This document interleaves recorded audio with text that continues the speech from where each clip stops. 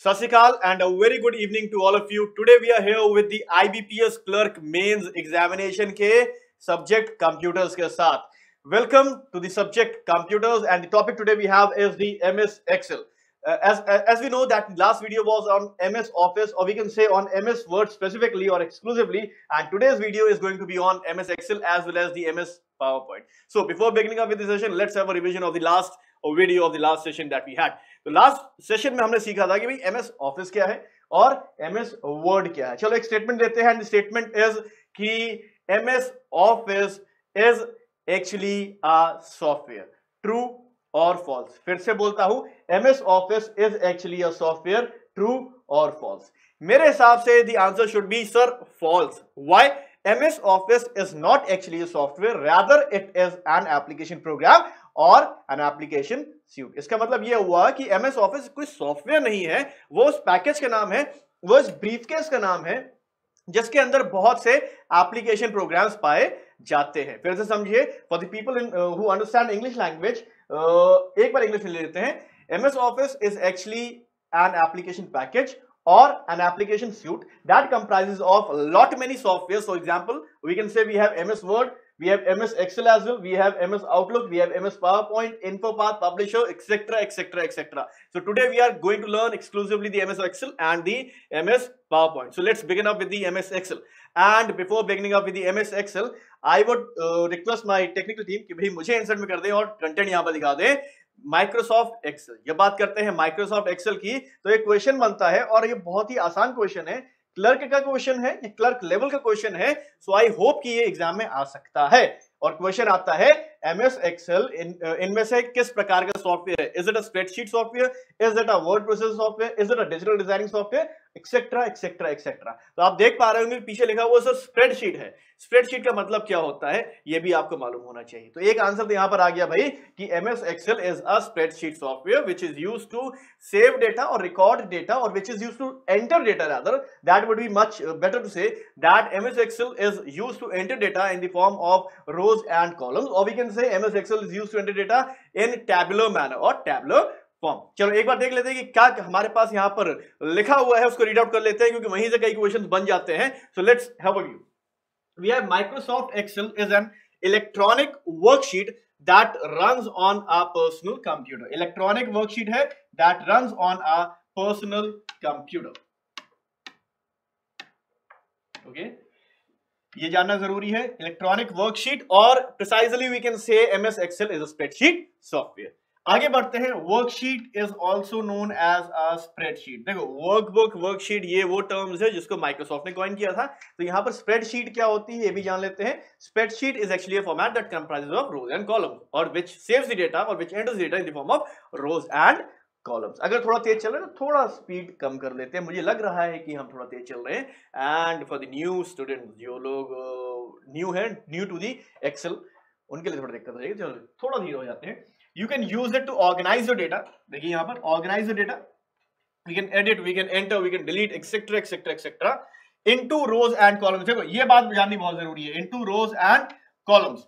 अब जब बात करते हैं डेटा के ऐसे अरेंजमेंट की जिसमें रोज एंड कॉलम्स होते हैं, फिर से रिपीट कर रहा हूं, when we talk about an arrangement of data in forms of rows and columns, इस तरीके के अरेंजमेंट को हम लोग कहते हैं, क्या कहते हैं? इस तरीके के अरेंजमेंट को हम लोग कहते हैं टैबुलर फॉर्म. देखो 3 से 4 क्वेश्चन यहां पर देखने को मिल रहे हैं और इसको याद कर लो, जरूरी है. अगर आपको एक्सेल टफ लगता है तो कुछ की पॉइंट्स हैं, कुछ कीवर्ड्स हैं, प्लीज मग इट अप. इतना ही बता सकते हैं यहां पर. देखो आगे बढ़ते हैं और देखते हैं क्या लिखा है लास्ट स्टेटमेंट में. A spreadsheet is a software tool that lets you enter करने का काम करवाता है, मतलब डेटा को एंटर कर सकते हैं. we can even calculate the data, we can manipulate का मतलब यहाँ पर चेंज है. we can manipulate the data, we can update the data, we can edit the data and analyze कर सकते हैं. अब देखो भाई, इंफॉर्मेशन या डिसीजन मेकिंग के लिए अगर एक स्टेटमेंट में यहाँ पर दूं, हालांकि ये क्लर्क के लिए नहीं है मगर फिर भी आप लोग इस बात को जानते होंगे कि for decision making information and for information the purity of data is required. तो यहां पर जब आप एक प्योर डेटा देते हैं, उससे एक रिफाइंड इंफॉर्मेशन मिलती है और उस रिफाइंड से एक बेहतर डिसीजन लिया जाता है. एक रिफाइंड इंफॉर्मेशन से एक बेहतर डिसीजन लिया जाता है. हेंस एक्सेल अगर देखा जाए तो सिर्फ एक सॉफ्टवेयर नहीं है, ये वो प्रोसीजर भी है जो एक डिसीजन मेकिंग में हेल्प करता है। आगे बढ़ते हैं, यहाँ पर कुछ क्वेश्चंस आपने देख लिए, इसको फ्रीज कर देते हैं, याद कर लीजिए। अगर याद नहीं हो पा रहा तो फिर से इस वीडियो को देखिएगा और मैं उम्मीद करता हूं कि जल्दी से आपको ये चीजें मगअप हो जाएंगी। ओके, आगे देखते हैं और यहां पर हम देख रहे हैं कि किस प्रकार से यू कैन एक्चुअली एग्जीक्यूट और you can actually open the MS Excel.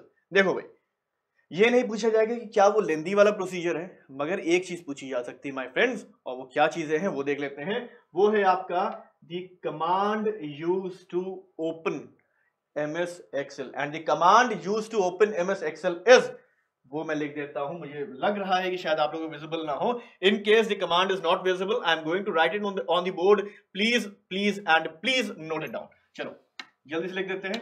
The command used is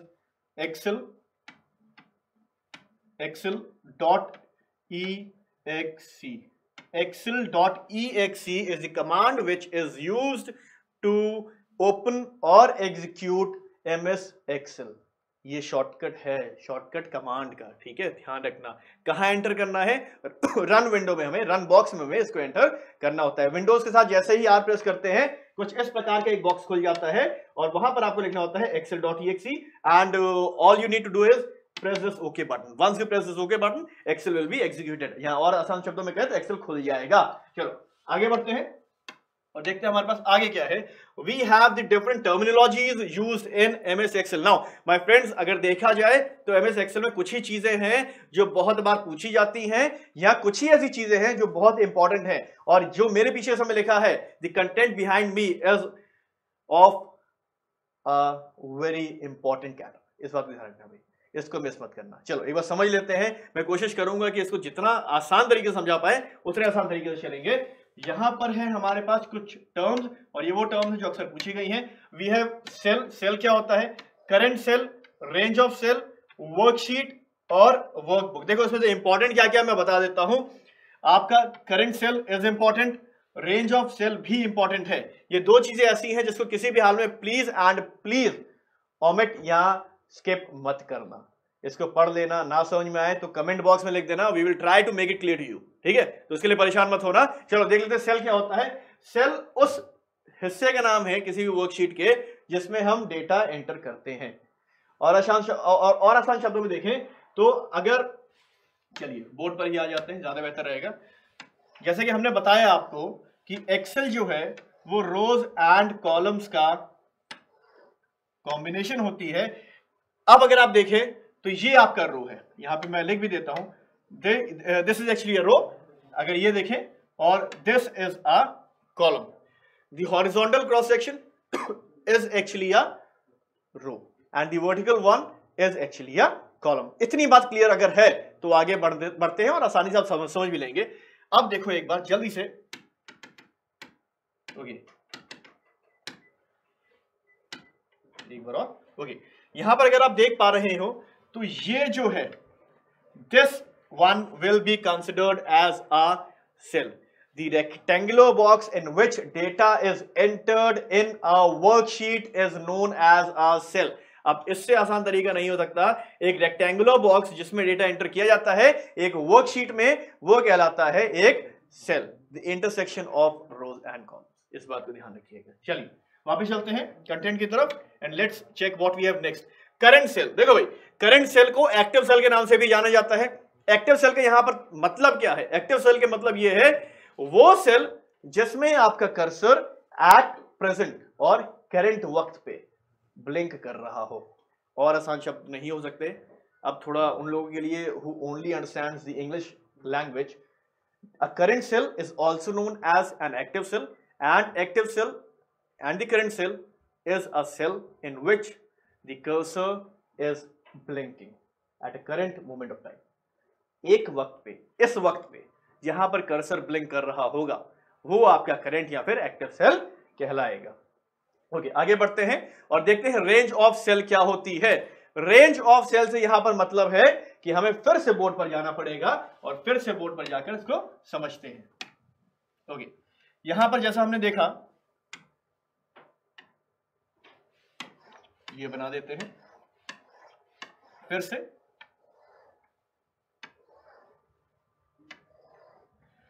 range of cell का मतलब होता है when we select more than one continuous cell. जब एक से ज्यादा कॉन्टिन्यूस सेल को सिलेक्ट करते हैं then that particular selection is considered as a range of cell। समझ लो इस बात को, देखिए यहां पर ओके अगर मैं इस सेल को यहां तक मतलब the starting cell and the ending cell, इस केस में this entire selection would be known as a range of cell. इतनी बात क्लियर है, बहुत ही आसान सी बात है। When we select more than one continuous cell, the selection is known as a range of cell। चलते हैं वापस अपने कंटेंट की तरफ। इसके बाद आता है worksheet. Worksheet is a grid of cells. Worksheet is a grid of cells, माफ कीजिएगा, okay. Worksheet is a grid of cells made up of rows and column. वो जो शीट जिसमें रोज एंड कॉलम्स होते हैं, बच्चों वाली बात है, that sheet is known as a worksheet. और वर्कबुक क्या होती है? अरे भाई सिंपल है, शीट हमें मालूम है क्या होता है, अ सिंगल पेज। अगर एक नॉर्मल लाइफ की बात करें, एक बुक क्या होती है? Book is actually a collaboration of और अ कॉम्बिनेशन ऑफ और an integration of many pages. तो वहां पर भी और यहां पर भी वही कॉन्सेप्ट लगता है। वर्कशीट क्या होती है? Worksheet is a collection of rows and columns. And workbook क्या होती है? A workbook is a collection of what? A workbook is a collection of yes not many worksheets or more than one worksheet। तो ये कुछ terms हैं जिसको skip please मत करना। और आगे बढ़ते हैं और देखते हैं नेक्स्ट क्या है हमारे पास। Next we have is the extension. Extension क्या होते हैं? मैंने अपनी लास्ट वीडियो में आप लोगों को एक्सप्लेन किया था एंड आई होप कि वहां पर समझ में आया था। अगर नहीं समझ में आया तो आप एक बार लास्ट वीडियो को जरूर रेफर कर लेना, उसमें वर्ड के extensions and what is actually extension in computers और what is extension use for in computers, ये भी हमने बताया था अपनी लास्ट वीडियो में। तो उसको रिपीट नहीं करेंगे क्योंकि वक्त कम है हमारे पास। एक्सटेंशन एक बार देख लेते हैं। XLS, XLS6 एंड XLSM बहुत जरूरी है। देखो फंडा वही चल रहा है जो वर्ड में बताया था। 2003 तक के जितने भी वर्जन हैं MS ऑफिस के और उसके अंदर आते हैं MS एक्सेल के, तो MS एक्सेल का extension for the version up to 2003 और 2003 अगर बात करें तो वहां तक के जो एक्सटेंशन है वो है XLSX। आफ्टर और after the versions 2003, after the versions that we had from 2003, the extension has been added with an x। एक x ऐड कर दिया गया है उसी एक्सटेंशन के बाद में, और इस x का मतलब होता है एक्सटेंसिबल। ये क्वेश्चन आ चुका है, जरूरी भी है, जो हमें यहाँ पर देखने को मिल रहा है। और सबसे इंपॉर्टेंट, अगर मैं हूं एक examiner and I am going to set a paper, तो मैं वहां पर XLSM जरूर दूंगा, क्योंकि क्लर्क का पेपर जरूर है मगर थोड़ा मॉडरेट लेवल का क्वेश्चन तो बनता है बॉस। ओके, XLSM बताता है एक ऐसी एक्सेल की वर्कबुक जिसमें मैक्रो सपोर्ट भी दिया हुआ है। A workbook with a macro support and that is signified by और that is depicted by XLSM। XLSM के द्वारा ये बताया जाता है। आगे बढ़ते हैं अपने अगले स्लाइड की तरफ and the next slide says, अब ये वो डेटा है जिसको स्किप करने की जरूरत मैं भी कभी नहीं करूंगा, बहुत ही इंपॉर्टेंट डेटा है। और ये डेटा ऐसा डेटा है जिसकी जरूरत आपको कभी भी पड़ सकती है, सिर्फ एग्जामिनेशंस में ही नहीं, हो सकता है after the selection once you are selected in a back, तो वहां पर हो सकता है आपको एक 2003 के वर्जन में बैठने को मिल जाए या 2007 की। वैसे आज की डेट में 2007 version is currently used in the banks, तो 2007 ही आपको देखने को मिले, मगर ये इंफॉर्मेशन थोड़ी जरूरी है। तो एक बार देख लेते हैं। रोज जब बात करते हैं वर्जन 98 से 2003 के बीच में, तो जो maximum number of rows that we can have in a worksheet is 65536। Columns हो सकते हैं A से IV तक, ये IV है, ध्यान रखिएगा ये IV है, ये 4 नहीं है, या जिसको नहीं मालूम है कि ये 4 है वो 6 भी समझ सकता है रोमन्स में, मैं बता दूं ये 4 नहीं है, ये IV है। ओके, इसके बाद अगर देखें वर्जन 2007 ऑनवर्ड्स, रोज हैं 10, 48, 576, इस बात को ध्यान रखिएगा। कॉलम्स हैं 1, 6, 3, 8, 4। देखो ये कंटेंट जो है जो यहाँ पर लिखा हुआ है बहुत ही मेहनत से ढूंढ के निकाला हुआ है, ठीक है। तो ये उम्मीद करते हैं कि इसको याद प्लीज कर लीजिएगा। इसको सीखने का या इसको मेमोराइज करने का कोई तरीका नहीं है, just you need to do is mug it up यार। ओके, A से लेकर XFD तक आपके कॉलम्स होते हैं, इस बात को ध्यान में रखा जाए। दोनों डेटा बहुत ही क्रूशियल है, हालांकि 2003 का नहीं पूछा जाएगा, और फिर भी क्योंकि हमारे वक्त पे रहा है तो हमारी ड्यूटी बनती है कि हम इसके बारे में थोड़ी नॉलेज जरूर रखें। Let's see what we have next. Next हमें बता रहे हैं कि भाई सेव कैसे करना। सेव कैसे करना हमें मालूम है। All you need to learn is और all you need to recall is the shortcut of save. देखो क्या पूछा जा सकता है, वो ये है शॉर्टकट, कंट्रोल के साथ एस। और जो कि हम लोगों ने पिछले वर्ड वाले जो वीडियो थी, जो एक्सरसाइज थी, उसमें हमने देखा भी था, हमने शॉर्टकट सेव का भी बताया था, सेव एज का भी बताया था, और सेव एज में अंतर क्या होता है ये भी बताया था। तो अगर आप चाहें, if you want to know what is the difference between save and save as, आप उस वीडियो को भी रेफर कर सकते हैं। देखो यहां पर एक चीज बहुत जरूरी है जो आपके सामने आ गई है, और वो है वर्किंग विद सेल्स। ये क्वेश्चन बहुत पूछा जाता है कि कितने प्रकार से आप एक सेल के अंदर डेटा एंटर कर सकते हैं। हालांकि ये क्वेश्चन पुराना हो गया है, अभी जो क्वेश्चन आता है वो पूछा जाता है what is the shortcut to enter data in a cell. तो वो शॉर्टकट क्या, वो देख लेते हैं एक बार। एक तो तरीका है आप डबल क्लिक करें सेल पे, तब आप डेटा उसमें एंटर कर सकते हैं after selecting that particular cell sorry. दूसरा है अगर आप F2 या फंक्शन की 2 या F2 वाला जो बटन होता है उसका इस्तेमाल करें, then you can enter the data into a cell. और उसके बाद फॉर्मूला बार होता है, टॉप पे आपका फॉर्मूला बार होता है। अगर आप चाहें तो यदि आप उस पे लिखते हैं तो सेलेक्टेड सेल में खुद ब खुद टेक्स्ट या वो डेटा एंटर हो जाता है। तो 3 बेसिक तरीके हैं, और शॉर्टकट क्या है वो आप जान ले, शॉर्टकट है फंक्शन की 2। आगे बढ़ते हैं। देखिए ये वो चीज है जिसको स्किप नहीं करना चाहूंगा, इवन मैं भी नहीं करना चाहूंगा। फंक्शंस बहुत पूछे जाते हैं, एक्सेल की बात कर रहे हैं, और एक्सेल की बात विदाउट लर्निंग द फंक्शंस अगर कंप्लीट कर ले तो वो थोड़ी बेईमानी होगी। सो हम लोग यहाँ पर थोड़ा फंक्शंस के बारे में भी डिस्कस करेंगे। देखो फंक्शन क्या होता है वो समझ लेते हैं पहले। उन लोगों को जिनको ये नहीं मालूम कि फंक्शंस क्या होते हैं, और the people who do not belong to the computer background और the programming language background, let me tell you my friends कि फंक्शन क्या होते हैं। फंक्शंस आपके एक प्रकार के predefined set of codes होते हैं जो किसी इनपुट पर कोई पहले से डिफाइंड आउटपुट देने के लिए बाध्य होते हैं। अब इससे शुद्ध हिंदी नहीं बता सकते हैं। Functions are actually predefined set of codes which are responsible for taking an input and giving out a desired output. ठीक है, अब कितने प्रकार के होते हैं वो हमारे पीछे लिखा हुआ है। पहले अगर देखा जाए तो फंक्शंस को हमने 2 में क्लासिफाई किया गया है, pre defined and the user defined. यहां पर कुछ फंक्शन हमें देखने को मिल रहे हैं। We have the arithmetic function, we have the character function, we have the logical function, we have the date and time function। देखो एग्जामिनर्स का फेवरेट क्या है वो बता देते हैं। एग्जामिनर्स का फेवरेट ये है भाई, date and time function. Date and time function में एक फंक्शन होता है जिसको हम लोग कहते हैं नाउ फंक्शन। ये फंक्शन बहुत ज्यादा पूछा जाता है। The now function is a common और a very common function which is asked in the examination। तो इन सबको पढ़ेंगे। सबसे पहले शुरू करते हैं arithmetic function। तो देखो arithmetic function है तो नाम खुद ब खुद बता रहा है कि काम क्या करता होगा। अरिथमेटिक फंक्शन में अगर देखिए यहां पर हमारे पास आ गया कैरेक्टर फंक्शन। पहले कैरेक्टर फंक्शन देख लेते हैं, उसके बाद अरिथमेटिक की तरफ चलते हैं। Okay, character function. Character again नाम खुद ब खुद बता रहे कि काम क्या कर रहा है।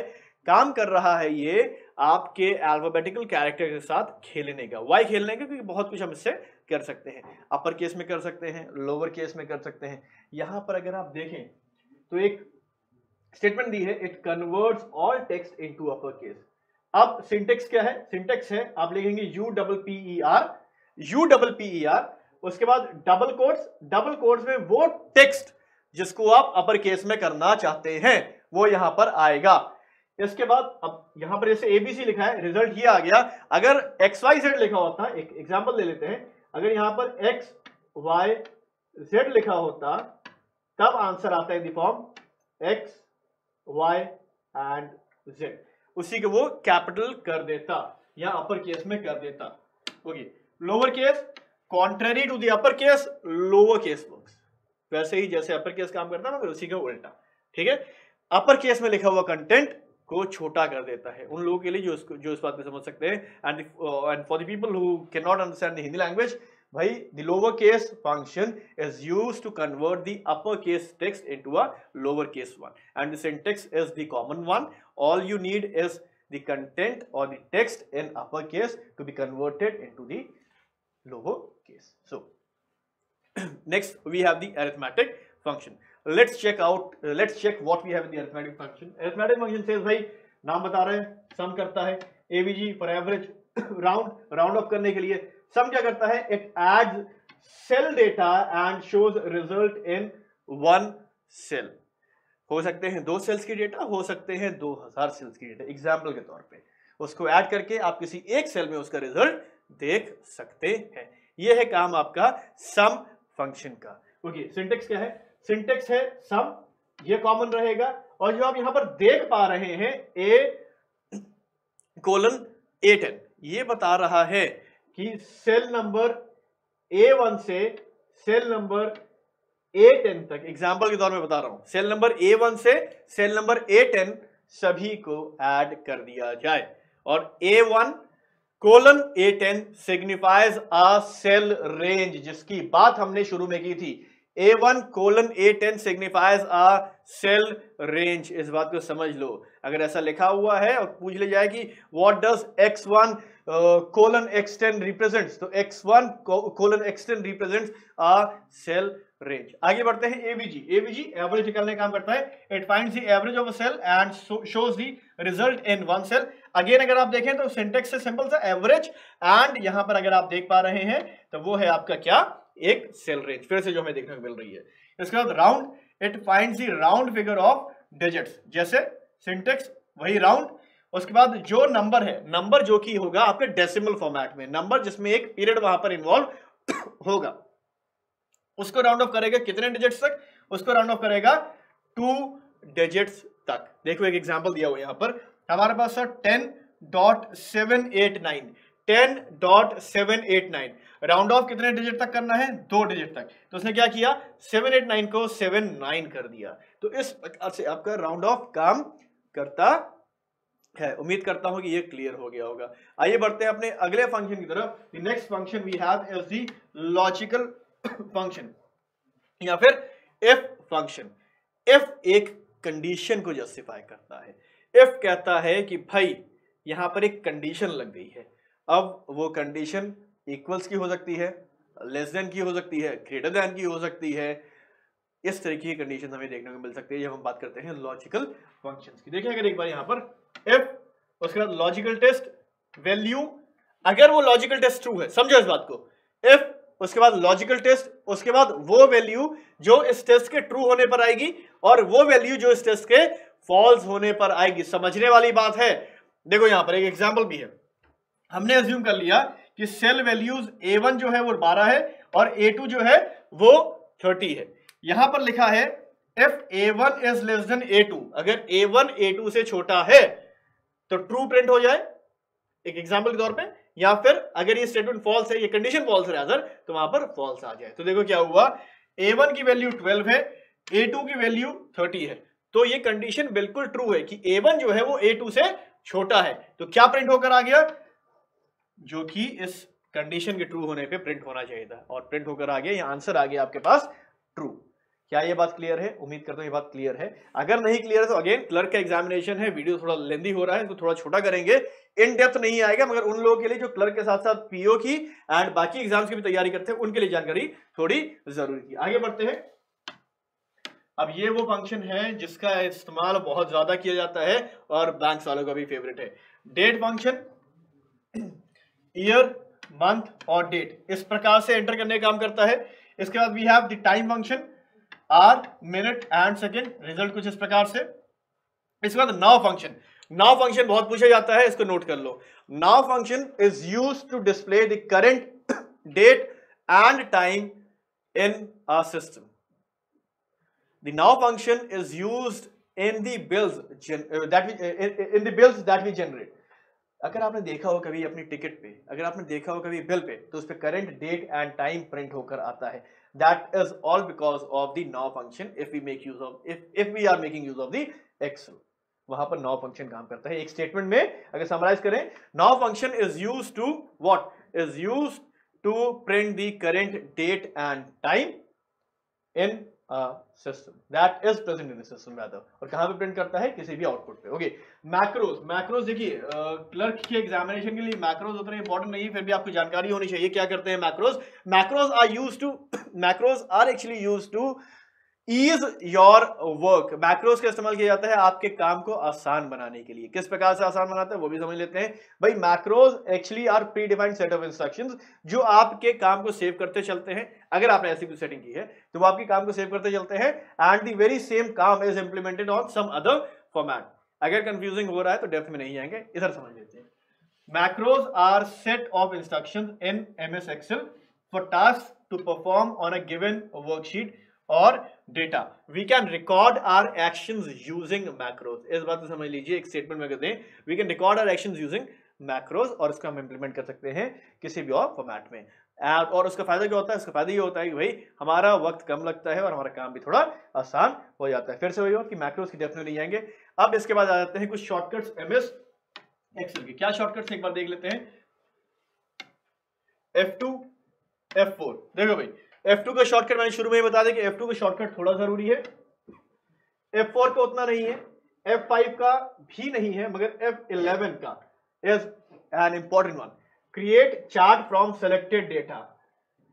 अगर हमने कुछ डेटा को सिलेक्ट किया है तो उसका चार्ट बनाने के लिए हमें F11 का इस्तेमाल करना पड़ता है, ये F11 शॉर्टकट का इस्तेमाल करना पड़ता है, ये कहना ज्यादा बेहतर होगा। अब देखो भाई, एक यहाँ पे बहुत जरूरी आ रहा है क्वेश्चन, वो आ रहा है कि करंट टाइम और करंट डेट का शॉर्टकट क्या होता है। अब इसको याद इसलिए कर लीजिए क्योंकि ये बहुत बार पूछा जाता है। तो यहां पर मैं कहूंगा कि भाई याद कर लो current date and current time का शॉर्टकट।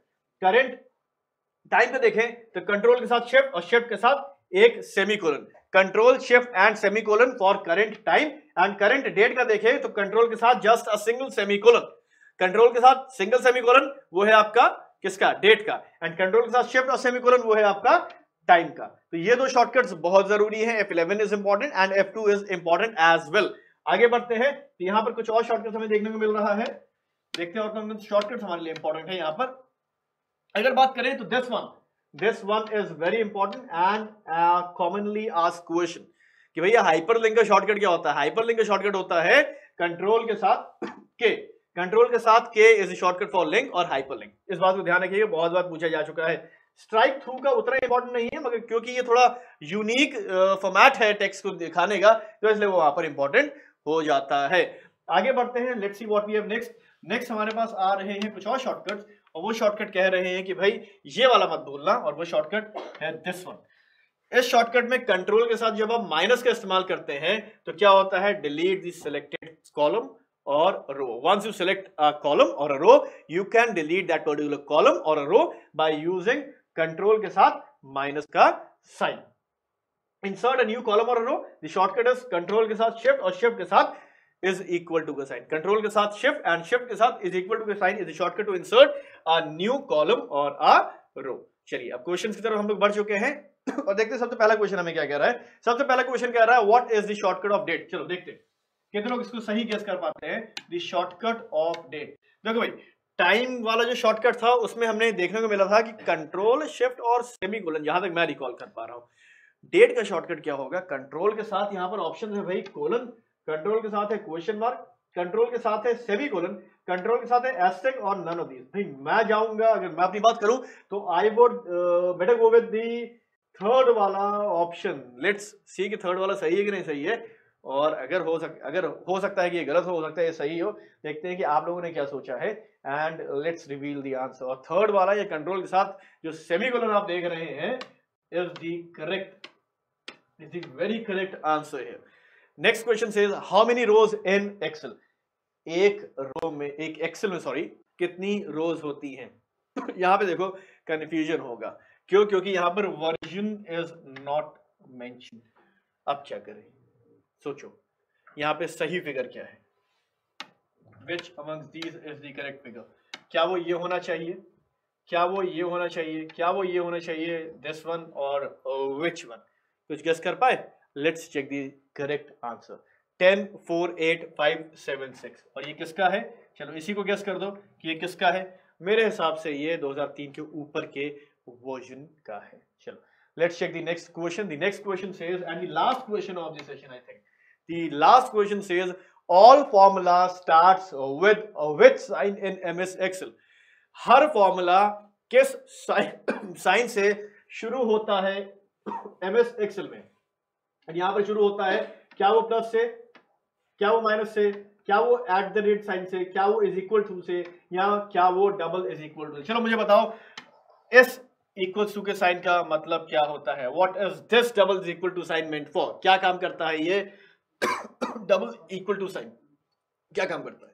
सोचो, नहीं मालूम, कोई बात नहीं, प्रोग्रामिंग में नहीं जाएंगे। एंड मुझे यहाँ पर लग रहा है कि भाई बहुत परेशान देख रहे हैं लोग मुझे यहाँ पर, स्टूडेंट्स परेशान हो गए, सर किससे शुरू होता है? तो यार क्लर्क का पेपर है, क्वेश्चन भी क्लर्क वाला आने वाला है, और मुझे क्वेश्चन पढ़ते ही हंसी आ रही है कि इतना बेसिक क्वेश्चन क्या आएगा, मगर सर क्लर्क का है, और अगर इजी सेट हुआ तो ऐसा आएगा, मॉडरेट सेट हुआ तो वैसा आएगा जैसे बताया था शुरू में। चलो let's check the correct answer, और इसका करेक्ट आंसर मेरे हिसाब से होने वाला है इज इक्वल्स टू या डबल इक्वल टू के साइन के बीच में, और वो होगा आपका कौन सा? वो होगा ये मेरे हिसाब से यही होगा। Let's check the correct answer, and the correct answer is a single is equal to sign. Sir ये तो बच्चों वाला क्वेश्चन था, why did you ask such a question? I asked such a question because according to us the question paper और the examination for computers is going to be easy one. ठीक है, clerk का है, easy होने वाला है, तो ऐसे कुछ देखने को मिलने वाला है sir ma'am. And with this we are going to end up with this session. And एक बात ध्यान रखना भाई कि अगर वीडियो पसंद आया और कुछ समझ में आया तो please do like the video and please do share the video. In case you have any query you are free to ask in the comment box below. And हाँ, जैसा भी वीडियो है आपको अगर पसंद आता है तो बहुत अच्छी बात है, और इन केस अगर आप इसमें कोई इंप्रूवमेंट चाहते हैं तो आप प्लीज एंड प्लीज हमें कमेंट बॉक्स में जरूर लिख के दीजिए। With this your success is our success. Thank you.